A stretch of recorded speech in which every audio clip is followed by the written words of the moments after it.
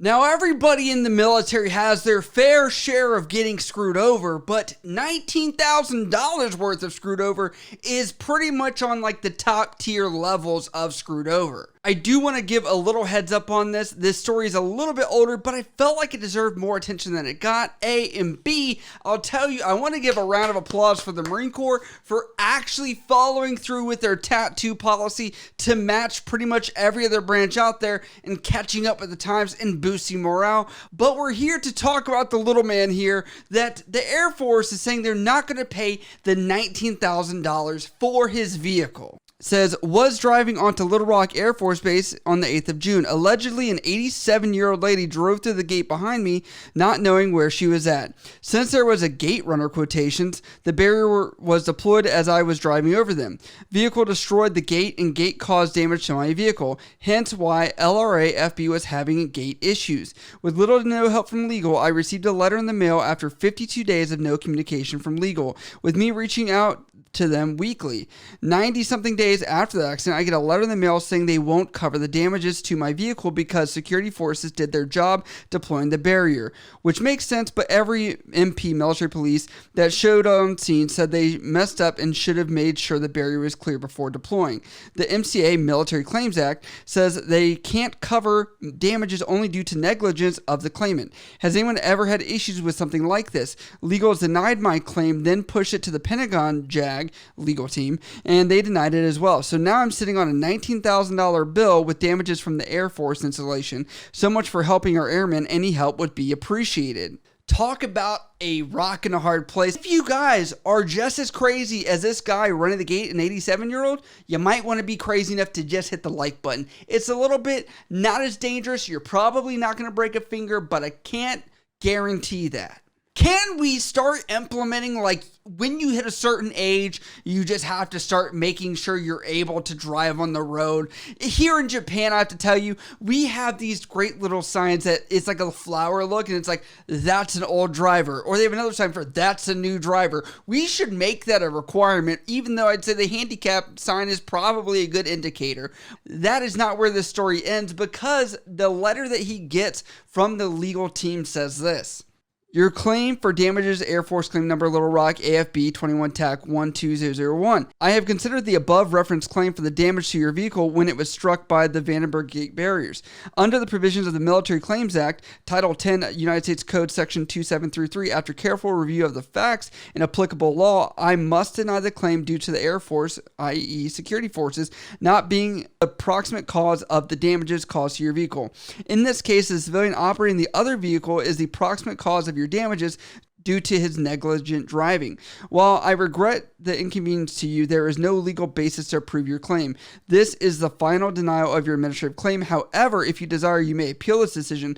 No particular form is necessary, but the appeal should be in writing. Describe the reasons for appeal, provide any additional evidence to substantiate the claim, and arrive at this office within 60 days of the date of this letter. And that was on the 8th of September. So we're very much at the end of that 60 days coming up very soon. Hope that in this situation, this airman did get the information from the driver of the other vehicle, because if not, I'm not sure if he'd be able to get that. I'm assuming that the people that were on scene, the security forces, were going to take down all the information and document it, as everything is documentation when it comes down to law enforcement, etc. But what is the deal with his insurance too? Because if he has a $19,000 car, what's going to happen in regards to, would they pay for it? Would this guy's insurance pay for it? How would that come out of the legal standing? And if he actually did have any insurance on his vehicle besides just liability, I don't know why he would only have the basic liability versus collision, etc. on a fully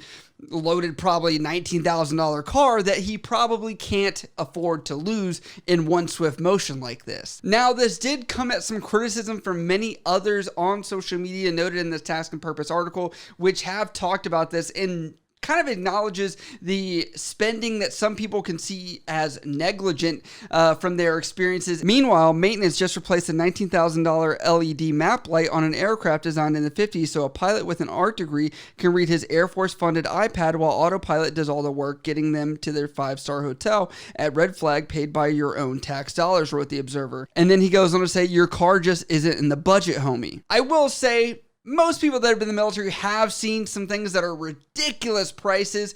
If you want to see an example of how this can kind of go that way in a cinematic way, I would say go watch the movie War Dogs with Jonah Hill, because this is pretty much showing how like the premium price of government contracts can be. After meeting you two face to face, we feel like we're in good hands on this one. We won't let you down. Not to mention your bid was far too attractive for us to pass up. What did you mean by that exactly? You boys lowballed the entire industry. By how much? You guys came in $53 million lower than the nearest competition. Oh, okay.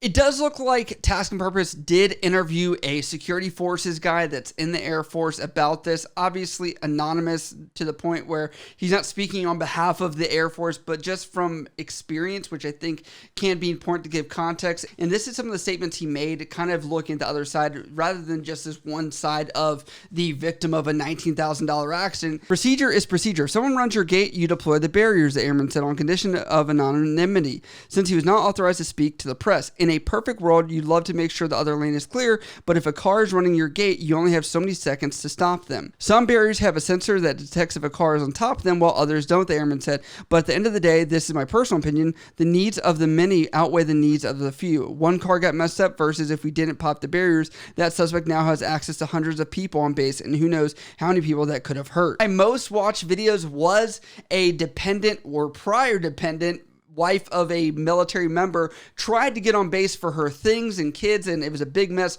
Her car window got smashed. So the security of a base is very important, and obviously we're not saying it isn't, but the individual in this circumstance, I can understand $19,000 for maybe a junior person that is out there trying to get this paid off. This is going to put him in a heavy situation. Now, it does look like they did corner down the public affairs department, and they gave a very public affairs answer when it came to this. When asked about whether Little Rock has a fund for repairing cars hit by the gate barriers, Captain Jessica Chiquetto, I think is how you say it, chief of public affairs for the Little Rock base on 19th Airlift Wing, said her base, quotations, does not have funds specifically set aside for repairing cars that hit the barriers located at the gates. And she said the member is encouraged to make legal assistance appointment for further assistance on this matter. Pretty much saying, as per my last email. So literally that captain had just referred him back to the policy. Now, I have not seen any updates as far as the story, even though the story is kind of about a week or so old as we're looking at it. I hope insurance will jump in on this, and maybe this older gentleman will actually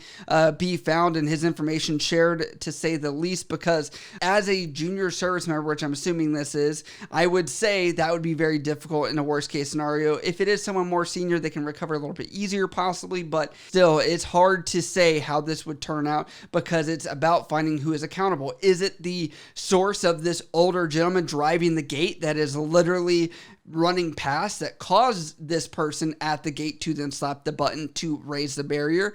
Or where in this case scenario does it lay fault? And I'm assuming he may have to go to some kind of claims court. But please let me know what you guys think about this down below, as I can see the controversy of one side, the military has a bunch of money and pays a lot of stuff for other things, but they're saying in regards to this they can't, which I understand, lines of accounting, what funds are used for. You can't just poof, have money from one fund come over and be like, gotcha, man. That's not really how it works. There's a lot more legality to this, so a lot of red tape, if anything. As always, if you guys support this channel, you can support over at patreon.com for special perks and benefits here on YouTube. Also, on top of that, you can also get YouTube benefits over here at the join button below this video. As always, if you guys have questions about this or anything else, you can always hit me up on Instagram, Snapchat, Twitter, down in the comments below. I love you guys. I'll see you next time.